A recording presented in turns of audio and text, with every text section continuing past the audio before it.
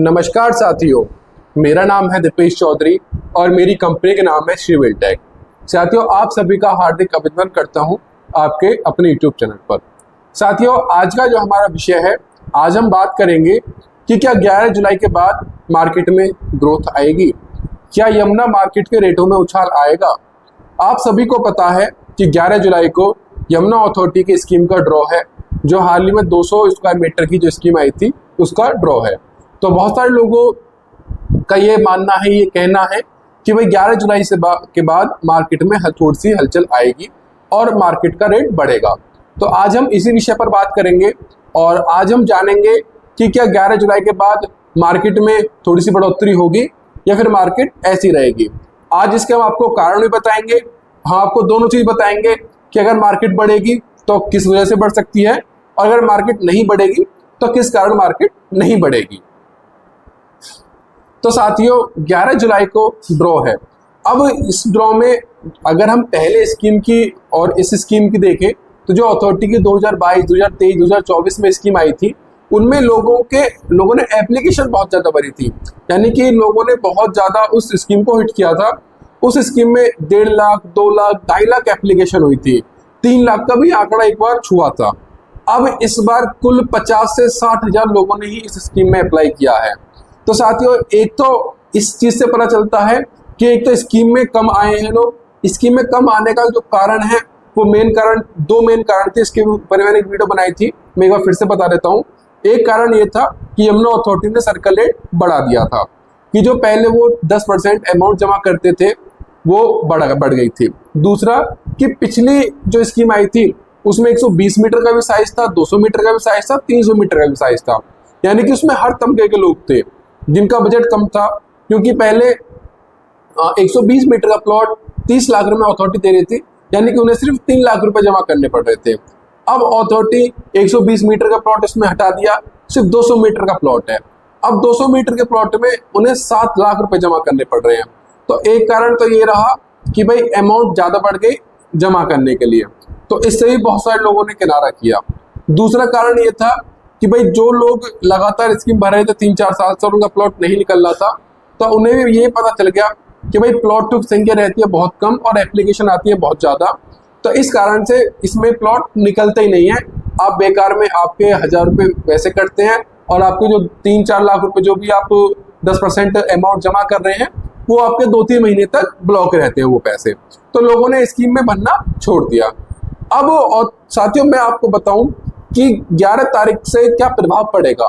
देखिए, 2024 में भी स्कीम आई थी, 2024 में 2 स्कीम आई थी और स्कीम के ड्रॉ के बाद मार्केट में हफ्ते, 2 हफ्ते, 3 हफ्ते हलचल रहती है। अब पिछली बार क्या हुआ था, जब 2024 में बैक टू बैक 2 स्कीम आई थी तो मार्केट बिल्कुल बैकफुट पर आ गई थी।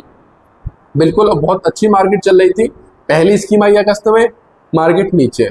उसके बाद अक्टूबर में जैसी ड्रॉ हुआ, मार्केट हल्की सी चली, थोड़ा सा सेल परचेज में बढ़ोतरी हुई, लेकिन तुरंत दिवाली पर फिर से स्कीम आ गई और मार्केट फिर से एक साथ धड़ाम गिर गई। उसका दिसंबर में ड्रॉ निकला।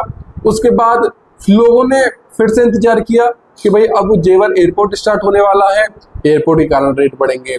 बायर ने इस वजह से बाहर नहीं आए कि भाई अभी एयरपोर्ट नहीं स्टार्ट हो रहा। हर बार ये नई न्यूज ले आते हैं, नई हेडलाइन ले आते हैं। इस कारण से साथियों, 2 से 3 चीज बताता हूँ कि रेट क्यों नहीं बढ़ेगा, फिर बताऊंगा 2 से 3 चीज कि रेट किस कारण बढ़ सकता है। देखिए, पहली चीज जो रेट नहीं बढ़ने का जो प्रमुख कारण है वो ये है कि जो साइज है वो साइज आया है 200 स्क्वायर मीटर, क्योंकि ये साइज यमुना अथॉरिटी की रिसेल मार्केट में मिलता ही नहीं है। या तो आपको मिलेगा 162 स्क्वायर मीटर या फिर मिलेगा आपको 300 स्क्वायर मीटर। तो साथियों, जिन्होंने 200 स्क्वायर मीटर का प्लॉट भरा है उन्हें अथॉरिटी की तरफ से जो वैल्यू मिल रही है वो 70 लाख रुपए की मिल रही है। और सबसे ज्यादा जो सेल होती है यमुना अथॉरिटी में वो होती है 300 स्क्वायर मीटर के प्लॉट की, क्योंकि सबसे ज्यादा जो संख्या में प्लॉट है वो 300 स्क्वायर मीटर के हैं। तो 200 स्क्वायर मीटर का प्लॉट 300 स्क्वायर मीटर पर फर्क नहीं डालेगा। जो 200 स्क्वायर मीटर का बायर है वो 70 लाख रुपए का है और जो 300 मीटर का रिसेल में प्लॉट मिलता है वो 2 करोड़ रुपए का मिलता है। तो साथियों, लगभग कहीं ना कहीं 3 टाइम्स का अंतर है, 3 गुने का अंतर है।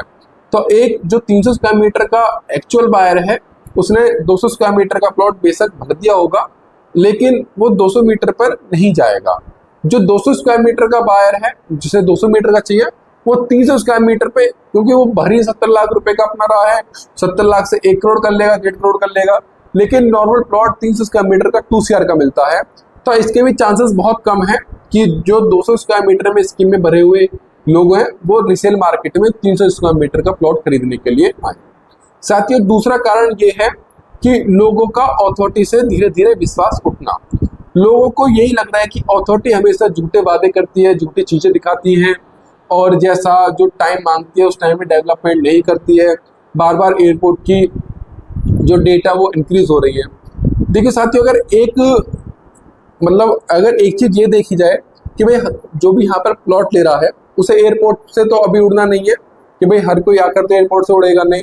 तो ये लोगों के विचार होते हैं, लोग ऐसा कहते हैं कि एयरपोर्ट क्या फर्क डाल रहा है, एयरपोर्ट से आके कौन उड़ेगा रोज रोज, जो भी यूज करेगा अपना IJ करेगा, इतनी दूर यहाँ से कौन आएगा। नहीं, वो यहाँ पर कोई रह रहा है, जो भी लोग यहाँ पर रह रहे हैं वो यहाँ से 100 किलोमीटर 150 किलोमीटर दूर के हैं, तो वो कोई और एयरपोर्ट यूज करेंगे, यहाँ पर आकर कौन एयरपोर्ट यूज करेगा। साथियों, मेन बात एयरपोर्ट यूज करने की है ही नहीं।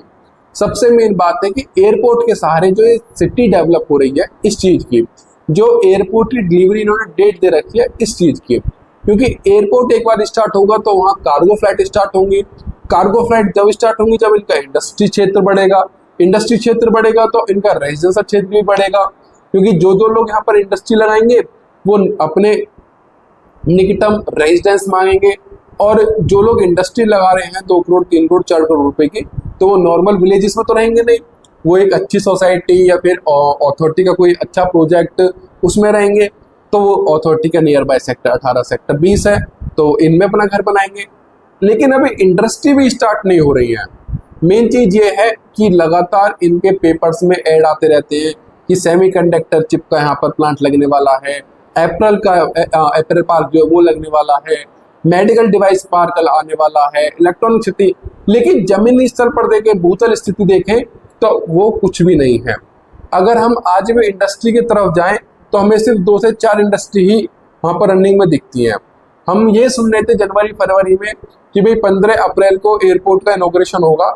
इसके साथ साथ 200 से 250 इंडस्ट्री, छोटी से मिलाकर बड़ी इंडस्ट्री का भी एक साथ इनॉग्रेशन किया जाएगा, लेकिन अथॉरिटी अपने इस वादे में पीछे रह गई। साथ ही 2 प्रमुख कारण हैं जो यहाँ का रेट नहीं बढ़ा रहे हैं। तीसरा कारण है कि अचानक से बढ़ा हुआ रेट। यमुना अथॉरिटी में पिछले 2 से 3 सालों में एक अचानक ही रेट्स में बढ़ोतरी देखने को मिली। लोग थोड़े से हैरान थे, थोड़े से परेशान थे, थोड़े लोगों को अचंभा भी हुआ था कि भाई जो अनडेवलप्ड सिटी है, यहाँ पर प्रॉपर अभी रोड भी नहीं बने हैं, प्रॉपर यहाँ पर अभी कोई रह भी नहीं सकता है, और वहाँ पर एक साथ इतना रेट। वहीं यहाँ से 10 से 15 किलोमीटर की डिस्टेंस पर एक पूरी बसी हुई सिटी ग्रेटर नोएडा, जहाँ पर आपको अपने छोटे से लेकर बड़ी जरूरत का हर सामान मिलता है, जहाँ पर आपको अपने कमर्शियल शॉप्स, आपको hall, mall, hospital, schools, total हर चीज मिलती है वहाँ पर सेम रेट है। साथियों, अगर ग्रेटर नोएडा में 300 स्क्वायर मीटर का प्लॉट का रेट देखा जाए तो वहाँ 3-3.5 करोड़ रुपए की रेट में आपको 300 मीटर की प्रॉपर्टी मिल जाएगी। बेशक वो डेड लोकेशन मिले, मेन चीज है कि मिल जाएगी। और वहीं आप यमुना अथॉरिटी का 3 करोड़ का रेट टच करवा रहे हो, जबकि यहाँ पर अभी कुछ भी नहीं आया है। तो एक लोगों के मन में ये भी धारणा आई कि भाई यहाँ से 15 किलोमीटर की दूरी पर ग्रेटर नोएडा एक अच्छा खासा बसा हुआ शहर, जिसे एक एग्जाम्पल के तौर पर दर्शाया जाता है, जिसकी सड़कें बहुत अच्छी हैं, जो हरियाली के लिए प्रसिद्ध है, वहां पर ये रेट है और आप यमुना में इतना रेट कर रहे हैं। तो साथियों, 2 से 3 प्रमुख ये कारण थे। अब बात करते हैं वो कारण जिनकी वजह से मार्केट बढ़ सकती है। देखियो साथियों, सबसे महत्वपूर्ण, सबसे मेन जो कारण है वो ये कारण है कि भाई पिछले 1 से 1.5 साल में रुका हुआ रेट, और आने वाले यहाँ पर 3 से 4 प्लांट्स। यहाँ पर सबको पता है कि भाई अथॉरिटी काम कर रही है, और जो उसे लैंड मिल रही है उस पर वो उतना काम कर रही है। अगर मैं अथॉरिटी की गलती बताऊं तो अथॉरिटी की सिर्फ इतनी गलती है कि वो किसानों से उनकी जमीन पर कब्जे नहीं ले पा रही है। जहां पर भी अथॉरिटी को कब्जा मिल गया है वहां पर अथॉरिटी ने अपनी डेवलपमेंट कर दी है, चाहे वो रेजिडेंशियल हो चाहे वो इंडस्ट्रियल हो। आप कहीं भी जाकर देख लीजिए, अगर आप वहां देखेंगे जहां पर किसानों ने अपनी जमीन छोड़ दी है तो अथॉरिटी ने वहां पर वर्क स्टार्ट कर दिया है। साथियों, ये कोई 100, 200, 300 एकड़ की लैंड नहीं है, ये 5000, 6000, 10,000 एकड़ की लैंड है। तो इसको बसाने में समय लगता है, लैंड एरिया बहुत ज़्यादा है कि, और अथॉरिटी कोई प्राइवेट बिल्डर नहीं है, अथॉरिटी कोई ठेकेदार नहीं है कि भाई जो ऐसे ही काम कर देगी तेजी से कि भाई जैसा हो रहा है चलो होने तो दोबारा देख लेंगे। अथॉरिटी पे लोगों का भरोसा है, कार्य बहुत अच्छे से करती है, हर चीज के इनके अंदर एक मजबूत चीज होती है। तो जो भी कार्य कर रहे हैं ये बड़ी सुरक्षा से, बड़े अच्छे लहजे से कार्य कर रहे हैं। आप इनकी सड़कें भी देखेंगे, सड़कें अच्छी बना रहे हैं, ड्रेनेज सिस्टम अच्छा बना रहे हैं, एक प्रॉपर वे में, सिस्टेमिक वे में ये कार्य कर रहे हैं। आप सेक्टर 18, सेक्टर 20 में जाकर देखेंगे, सेक्टर 18 में जहाँ पर पहले 1A, 1B, pocket 5B, pocket 4A, pocket 3C, pocket 6D, pocket 5B, जितने भी यहाँ पर पहले डिस्प्यूट थे वो सब डिस्प्यूट अथॉरिटी ने धीरे धीरे खत्म कर दिए हैं। वहाँ पर नई सड़कें बना रही है अथॉरिटी, नई रोड बना रही है अथॉरिटी। तो अथॉरिटी काम कर रही है और अब लोगों को दिख रहा है कि धीरे धीरे अथॉरिटी यहाँ पर काम कर रही है। अगर आप यमुना अथॉरिटी के I और J पॉकेट में आएंगे तो आपको यहाँ पर एक नया गांव, नया शहर बसा हुआ दिखाई देगा। आप यहाँ पर देखेंगे तकरीबन 500 से 700 कंपनी बन चुके हैं और कम से कम 20 से 30 स्ट्रक्चर ऐसे हैं जो कि पूरे सुपर स्ट्रक्चर बन रहे हैं विद कॉलम, प्रॉपर जो 75% कवरेज होती है, प्रॉपर कवरेज के साथ वो मकान बना रहे हैं। कोई 2 मंजिल, कोई 3 मंजिल, कोई 1 मंजिल मकान बना रहा है और आने वाले 2 या 3 साल में वो रहने का प्लान कर रहे हैं। और साथियों, आपको मैं बताऊं तो सेक्टर 18 में 2 फैमिली ऐसे भी हैं, 2 लोग ऐसे भी हैं 2 प्लॉट पर जहां पर लोग रह रहे हैं। एक 2C में रह रहे हैं, एक पॉकेट 3A में रह रहे हैं, जिन्होंने प्रॉपर अपना मकान बनाकर, अपने उसमें गार्डन एरिया बनाकर बढ़िया करके और वहां पर वो रह रहे हैं। लोकल जरूरत के लिए वो आसपास की चीजें यूज कर रहे हैं जो कि दनकौर नियर बाय 3 से 4 किलोमीटर डिस्टेंस पर है।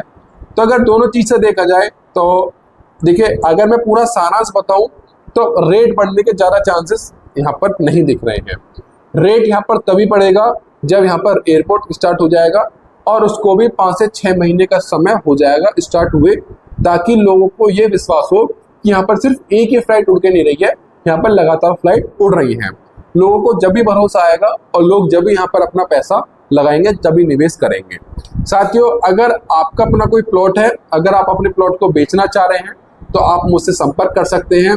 अगर आप अपना प्लॉट देखना चाहते हैं तो आप बिल्कुल यमुना साइट पर आ सकते हैं, आपका हार्दिक स्वागत है। हमारा ऑफिस का एड्रेस है pocket J, plot number 712, sector 18। आप कभी भी आ सकते हैं, आप हमें पहले कॉल करके आ सकते हैं, आपके प्लॉट की विजिट कराई जाएगी, आपके प्लॉट का अच्छा रेट बताया जाएगा। अगर आप प्लॉट सेल करने के लिए कहेंगे तो आपका प्लॉट हम सेल भी करवाएंगे। अगर आपको प्लॉट खरीदना है तो आप हमसे संपर्क कर सकते हैं, हम आपको आपके बजट की हर चीज बताएंगे। तो साथियों, आज के लिए इतना ही, मिलते हैं आपसे एक अगली वीडियो में और एक अच्छे टॉपिक के साथ। नमस्कार सभी को।